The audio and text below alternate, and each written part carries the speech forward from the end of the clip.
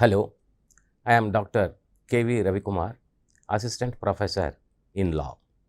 Today, we are going to discuss the topic the protection of human rights of prisoners under the Constitution of India. It's very important to note that the human beings, wherever that they could live, human rights are very important.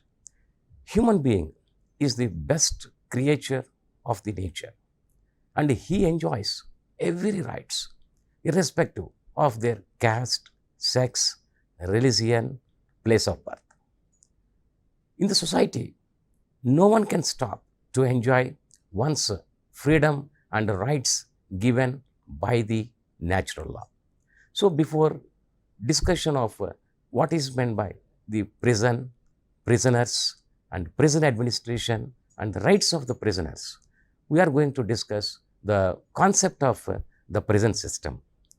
As we are all aware that the prison is considered as a place in which individuals are physically confined and are deprived of personal freedom to a certain extent. We will look at the objective of these prisons is to bring the offenders back to the mainstream of the society.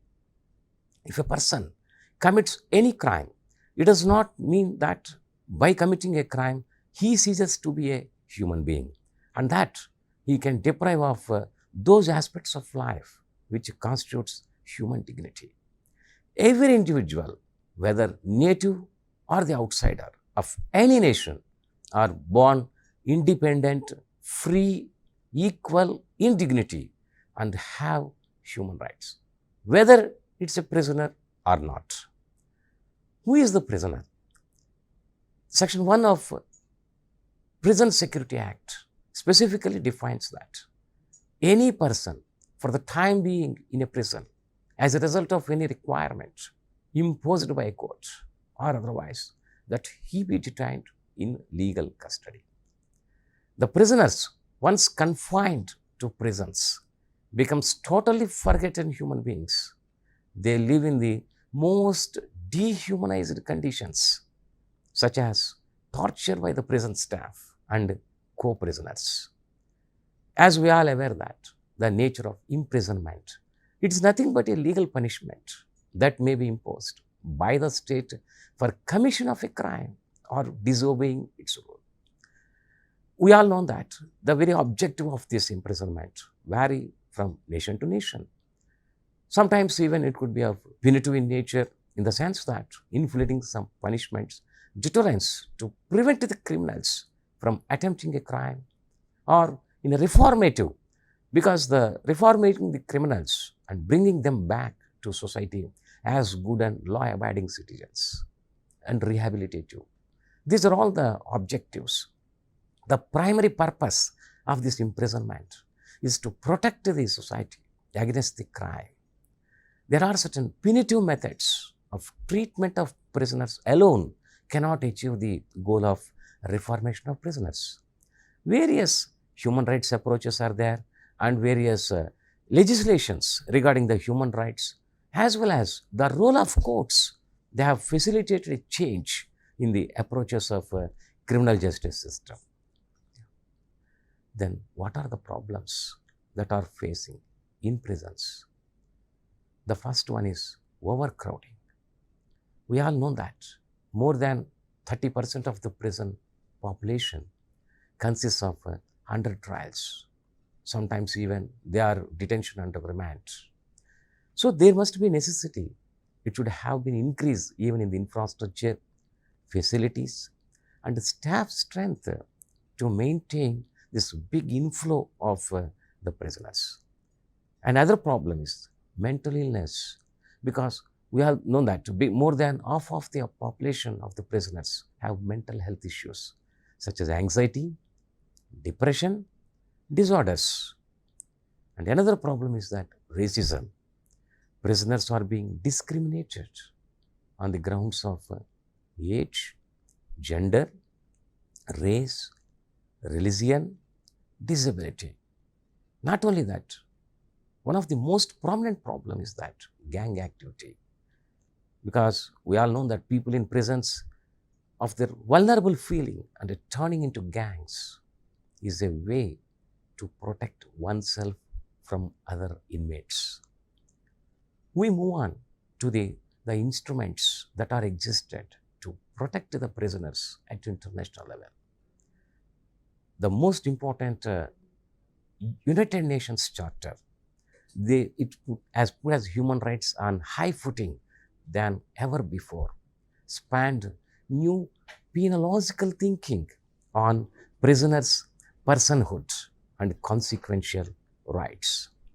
The prisoners' rights are available under various provisions, under various instruments, such as the Universal Declaration of Human Rights 1948.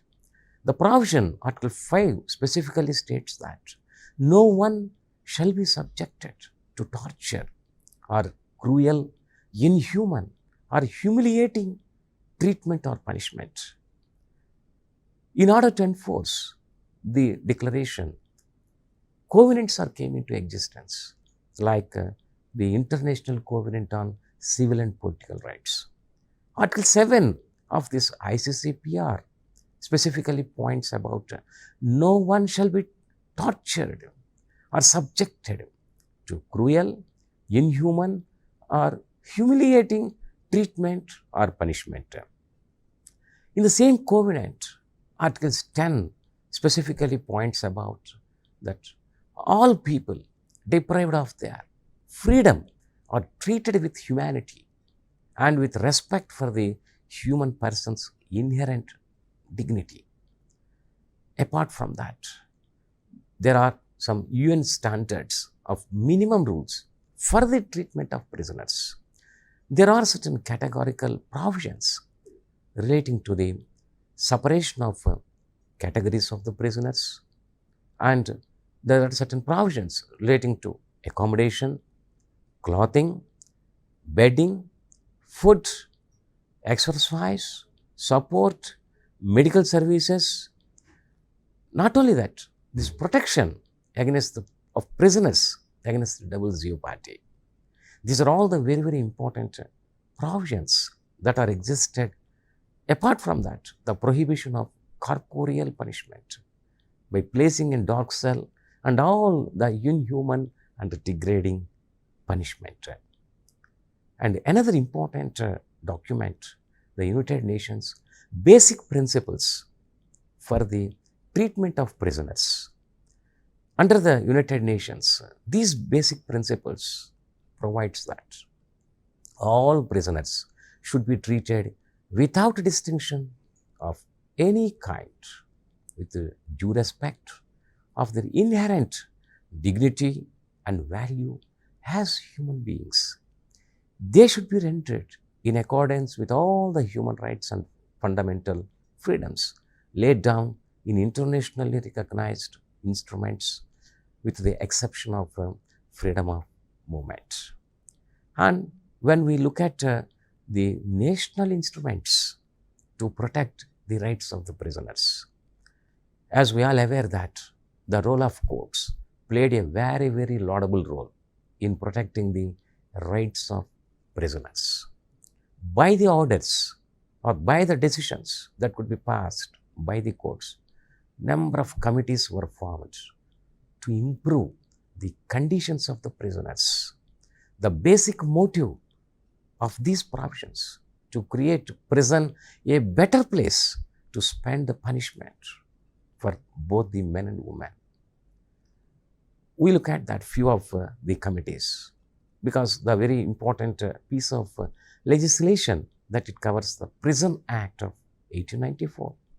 It presents specifically about the procedure, how the jail management and administration work in our country. Apart from that, Model Prison Manual 1960. This manual directing the principle to create a base for our prison management in betterful governance. And another important committee appointed by Justice N. Mullah in the year of 1980 on jail reforms. It is very, very important to make it note of, to evaluate whatever the laws, rules, regulations, keeping in mind that the overall objective is to protect the society and rehabilitate the offenders. And another important committee that was constituted by Justice V.R. Krishnaiyer, because it was to set up the analysis on the conditions of women presence in India. So it's a very pathetic situation even on the part of the women that they could observe. Now when we come to under these national instruments, the most important document, our fundamental law of the land, that is Constitution of India. There are certain special provisions that are constituted to protect the rights of the prisoners. Because a prisoner is still a person in jail, they are entitled to the rights enshrined even in the Part 3 of the Constitution. Our apex court, the Supreme Court of India, has given some broad interpretation to the right to personal liberty, which is enshrined even under Article 21. This right is available to everyone, including those who are incarcerated. A person's rights, because they are all protected even while in prisoners, including this right to speedy trial and access to free legal representation. Of all the provisions enshrined under the Constitution of India, Article 14 is the very, very important because it's frequently cited principle of equality. Apart from that, Article 19, various freedoms even that could be enshrined.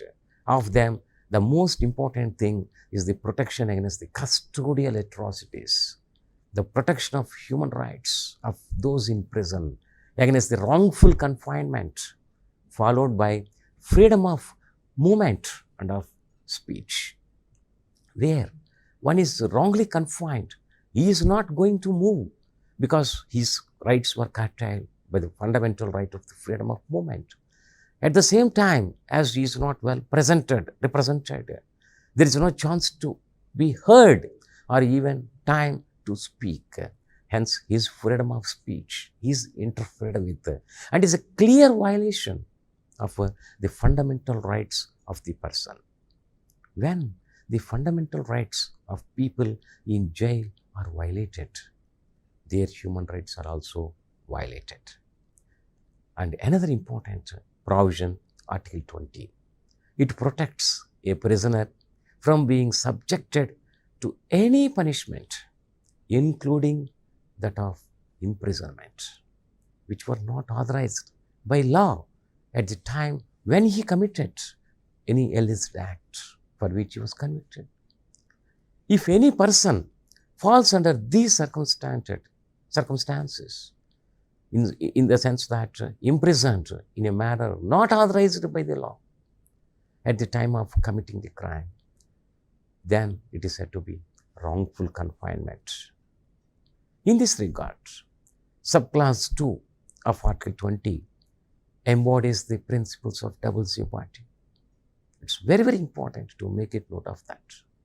No person shall be prosecuted and punished for the same offense more than once.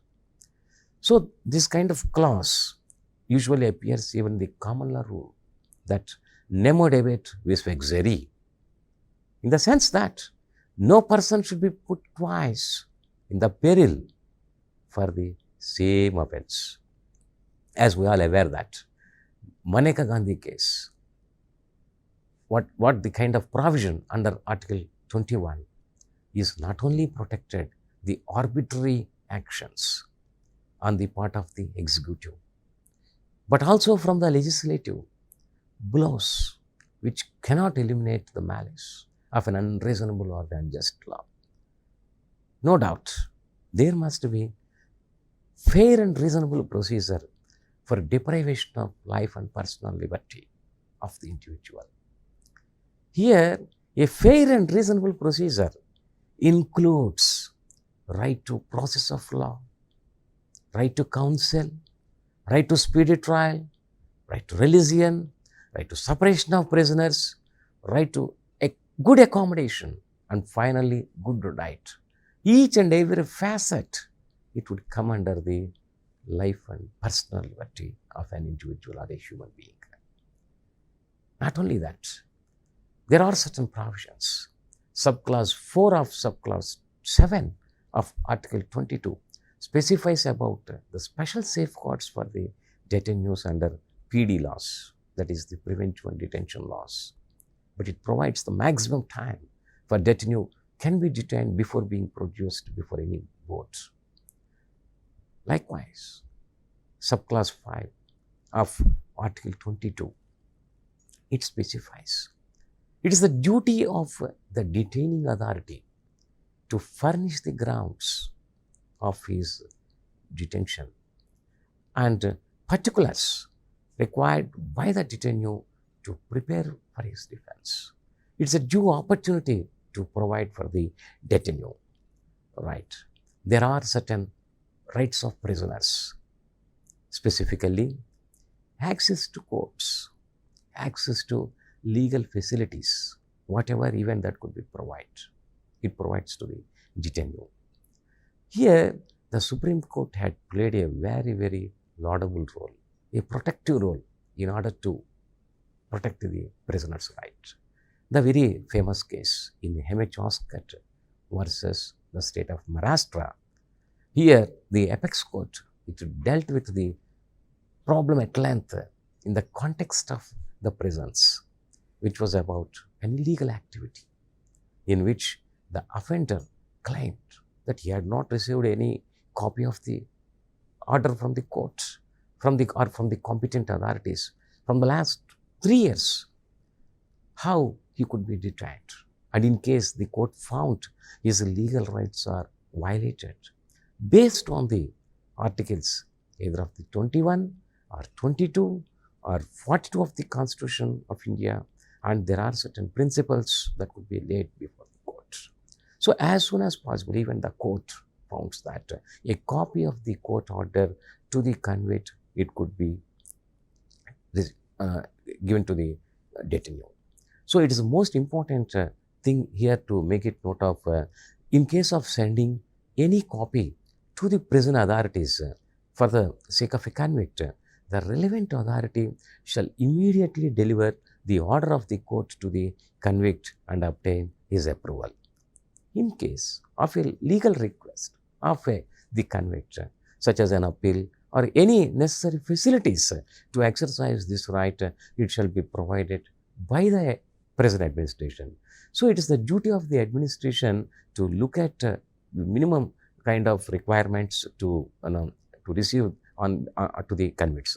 So if the offender does not have any defense lawyer or is unable to engage a lawyer for the convict due to the poverty and other reasons, here the court is obliged to provide a lawyer for the convict. So the state government which prosecuted the prisoner and moved the process which deprived him of his freedom shall pay to assigned counsel such sum as the court may equitably fix. And apart from that, the other important right is the speedy trial. The very famous case law delivered by the Honorable Supreme Court in Hussainiya Khatun versus State of Bihar, the speedy trial of an accused is known for their fundamental right by the court under Article 21 of the Indian Constitution. Not only that, the other important right, meeting with the family members and friends. For this purpose, the Supreme Court, in a very famous case law, Francis Corelli Mullin's case, the prisoners could meet and interview the family members, friends, lawyers without any strict legal restrictions. But in certain cases, they were allowed to leave the prison but could not socialize outside of the prison. Apart from that, the other important rights, right to reasonable wages. There, the prisoners are made to work in the prison, they must be paid the reasonable rate. Apart from that, the right against the solitary confinement, right to handcuffing, protection from torture. So the most famous case law, the Sunil Batra versus Delhi administration case, here the court eloquently stated that this solitary confinement could be used only in exceptional cases where a convict had a dangerous personality. So in those circumstances, only this solitary confinement that it could be used. Not only that, other important right to health and treatment.